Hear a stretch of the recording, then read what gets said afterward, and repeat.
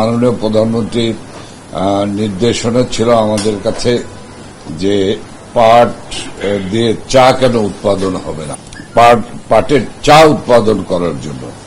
তো আমি আপনাদেরকে শুভ সংবাদ দিতে চাই যে ইতিমধ্যেই আমরা রোজেলা টি নামে এবং পাটপাতার চা নামে সিলন ফ্যামিলি ব্লেন্ডের কড়ালিকার আর সতেজ স্বাদের পারফেক্ট ব্লেন্ডে স্বপ্নেরা মেলুক টানা।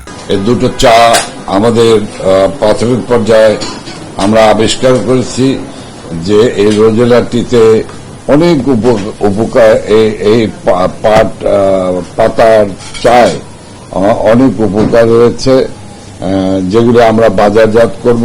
শীঘ্রই আমরা বাণিজ্যিক পর্যায়ে আমরা যেতে পারব। অতি শীঘ্র বলতে আগামীকালই নয়, খুব অল্প সময়ের মধ্যেই আমরা এটি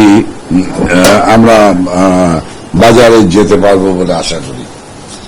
আরেকটি বিষয় আপনারা অবগত আছেন যে সোনালী ব্যাগ, এই সোনালী ব্যাগ অর্থাৎ পলিথিনকে বন্ধ করা এই মানব জীবনের অন্যতম প্রধান শত্রু।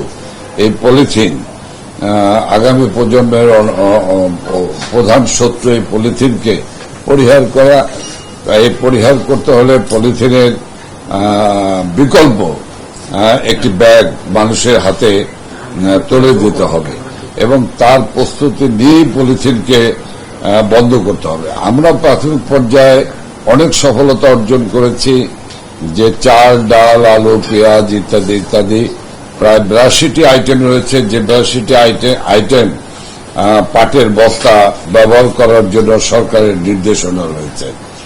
আমরা খুলনা, দিনাজপুর, রংপুর, ফরিদপুর, নরসিংদী সহ সিলেট বিভিন্ন এলাকা সফর করে আমরা সেখানে সফল হয়েছি এবং কোথাও কোথাও আমরা দেখেছি যে শতভাগ পাটের বস্তা ব্যবহৃত হচ্ছে। আমরা সরকারি পর্যায়ে যে সমস্ত জায়গায় বস্তা ব্যবহার হয় সে সকল জায়গাও আমরা অনুরোধ করতে চাই যে সবাই যেন পাটের বস্তা ব্যবহার করে।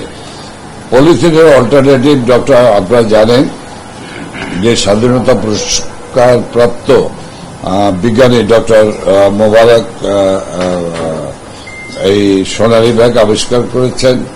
তার পাশাপাশি আরেকটি সংবাদ দিতে চাই, সোনালী ব্যাগটি আমরা দ্রুততম সময়ের মধ্যে বাজারে আনার চেষ্টা করছি, কমার্শিয়াল পর্যায়ে নিয়ে যাওয়ার চেষ্টা করছি, ব্যাপক উৎপাদনের চেষ্টা করছি। পাশাপাশিভাবে আরেকটি শুভ সংবাদ হল যে পাট গবেষণা ইনস্টিটিউট তারাও এই পলিথিনের অল্টারনেটিভ ব্যাগের আবিষ্কার করেছেন। আমরা দেখছি, আমরা উভয়কেই আমরা খুব দ্রুততম সময়ের মধ্যে বাজারে আনার জন্য, উৎপাদন বাড়ানোর জন্য, বাণিজ্যিক ভিত্তিতে উৎপাদন করার জন্য আমরা অনুরোধ করছি, চেষ্টা করছি। আমরা আশা করি আমরা সফল হব, খুব শীঘ্রই সফল হব।